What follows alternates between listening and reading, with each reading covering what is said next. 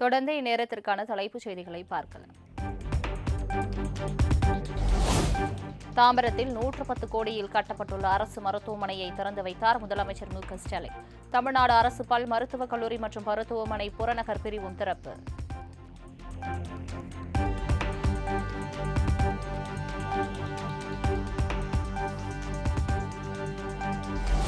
மோடியால் சாதிக்க முடியாததை ஸ்டாலின் சாதிக்கிறார் என்பதை எடப்பாடி பழனிசாமிக்கு வயிற்றெரிச்சல்.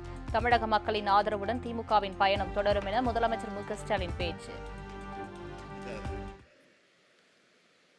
உங்களுக்கு என்ன வயிற்றெரிச்சல்னா, இந்திய அளவில் பிரதமர் மோடியால சாதிக்க முடியாததை மற்ற மாநிலத்தில் இருக்கக்கூடிய முதலமைச்சர் சாதிக்க முடியாததை இந்த முத்துவேல் கருணாநிதி ஸ்டாலின் சாதிச்சிட்டு இருக்கிறான, இதுதான் அவங்க வைத்தறிச்சலுக்கு காரணம்.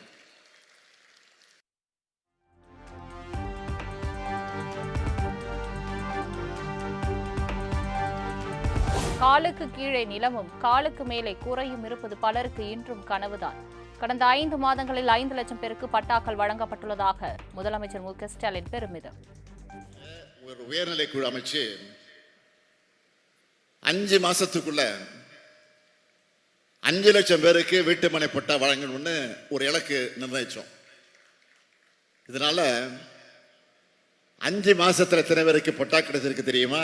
7,27,606 பேருக்கு பட்டா கிடைச்சிருக்கு.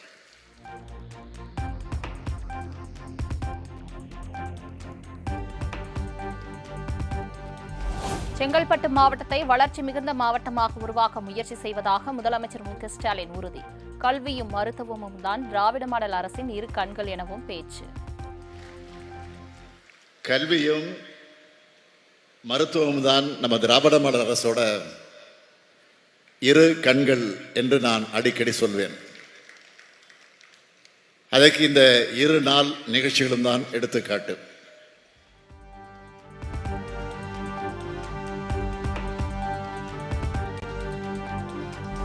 செங்கல்பட்டு மாவட்டம் அன்புமணி தலைமையில் பாமக பொதுக்குழு கூட்டம்.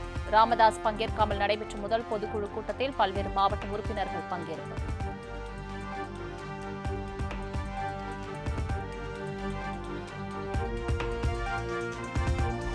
அன்புமணி தலைமையில் நடைபெற்று வரும் பாமக பொதுக்குழு கூட்டத்தில் ராமதாசுக்கு தனி நாற்காலி.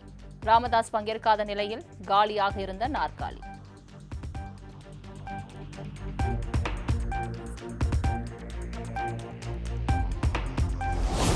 நெல்லை கவின் ஆணவ படுகொலையை கண்டித்து சென்னை சைதாப்பேட்டையில் விசிக சார்பில் கண்டன ஆர்ப்பாட்டம். ஆணவ படுகொலை தடுப்புச் சட்டத்தை தமிழ்நாடு அரசு இயற்ற வலியுறுத்தி முழக்கம்.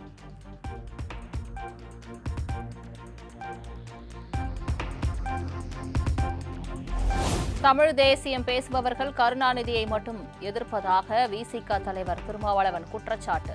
அண்ணா, எம்ஜிஆர், ஜெயலலிதா குறித்து தமிழ் தேசியவாதிகள் என்றாவது பேசியதுண்டா எனவும் கேள்வி.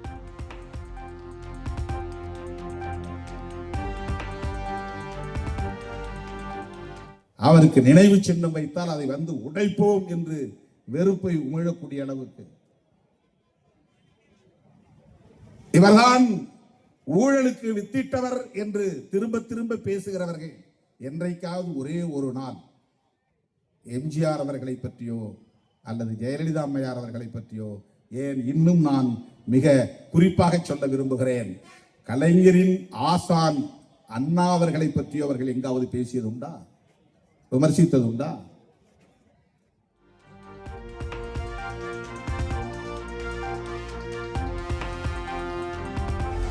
சென்னை கொளத்தூர் தனியார் மருத்துவமனையில் அனுமதிக்கப்பட்ட முதியவர் திடீர் உயிரிழப்பு. தவறான சிகிச்சை காரணமாகவே முதியவர் உயிரிழந்ததாக உறவினர்கள் சாலை மறியல்.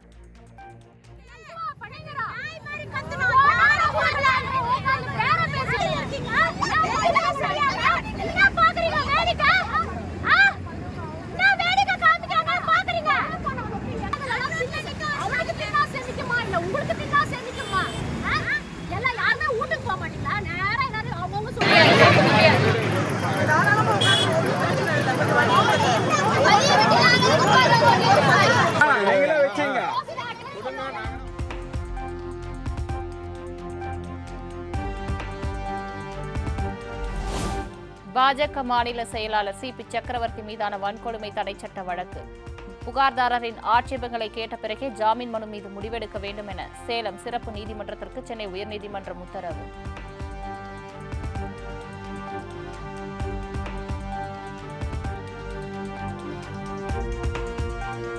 தூத்துக்குடி திரேஸ்புரம் நாட்டுப்படகு மீன்பிடி துறைமுகத்தில் மீன்களின் விலை கடும் உயர்வு.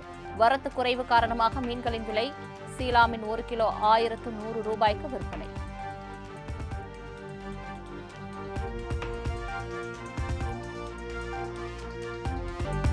உத்தமபாளையம் அருகே பள்ளி மைதானத்தில் விளையாடிக் கொண்டிருந்த சிறுவன் மீது கல்லூரி மாணவன் எறிந்த ஈட்டி பாய்ந்து படுகாயம். காயமடைந்த சிறுவனுக்கு மூளைச்சாவு ஏற்பட்ட நிலையில் காவல்துறையினர் தீவிர விசாரணை.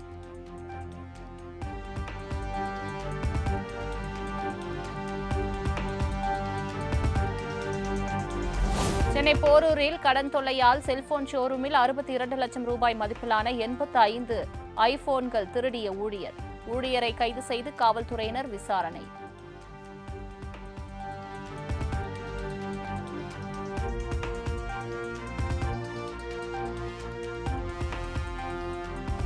விநாயகர் சதுர்த்தியை முன்னிட்டு புதுக்கோட்டை மாவட்டம் விராலிமலையில் விநாயகர் சிலைகள் தயாரிக்கும் பணி மும்முரம்.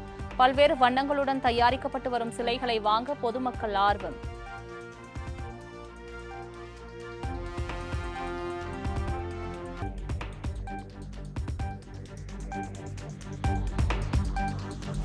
சென்னை ஈசிஆரில் உள்ள பொன்னியம்மன் கோவிலில் நடிகர் விஷால் சாமி தரிசனம். கோயில் நிர்வாகம் சார்பில் மாலை அணிவித்து பரிவட்டம் கட்டி மரியாதை.